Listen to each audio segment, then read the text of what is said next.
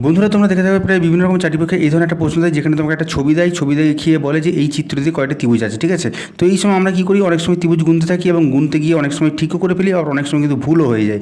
তো আজকে আমি তোমাদের দেখাবো কীভাবে সঠিক সাহায্যে 1 সেকেন্ড সময়ের মধ্যে তোমরা এই ধরনের অঙ্কগুলোর সমাধান করতে পারবে। তো দেখো, চিত্রটিতে কয়টি ত্রিভুজ আছে যদি তোমাকে জিজ্ঞাসা করে, তুমি কী করবে, শুধুমাত্র কয়টা ত্রিভুজ আছে তুমি এখানে নাম্বারিং করবে। যেমন ধরো এখানে 1 এবং 2, তাহলে এই চিত্রটিতে কয়টা ত্রিভুজ আছে, এই চিত্রটিতে ত্রিভুজ আছে 1 + 2 সমান হয়ে যাবে 3টি ত্রিভুজ আছে। আর যদি এই ধরনের চিত্র দেয়, তাহলে এই ধরনের চিত্রতে কয়টা ত্রিভুজ আছে আমরা কী করে বলবো, দেখো এখানে 1 নম্বর, 2 নম্বর এবং এখানে 3 নম্বর নাম্বারিং করলাম।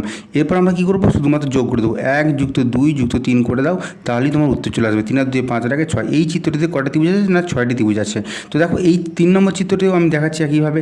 তো এটাও যদি আমরা নাম্বারিং করি 1 2 3 এবং 4, তো তাহলে এখানে কয়টা ত্রিভুজ আছে, 1 + 2 + 3 + 4 যোগ করে দাও, 4 আর 3 7 আর 2 9 আর 1 10। তার মানে এই চিত্রটিতে কয়টা ত্রিভুজ আছে না, 10টি ত্রিভুজ আছে। পদ্ধতিটা যদি বুঝতে পারো, তাহলে এই প্রশ্নটির উত্তর কত হবে, এই চিত্রটিতে কয়টি ত্রিভুজ আছে, তোমরা আমাকে কমেন্ট করে কমেন্ট বক্সে জানাও।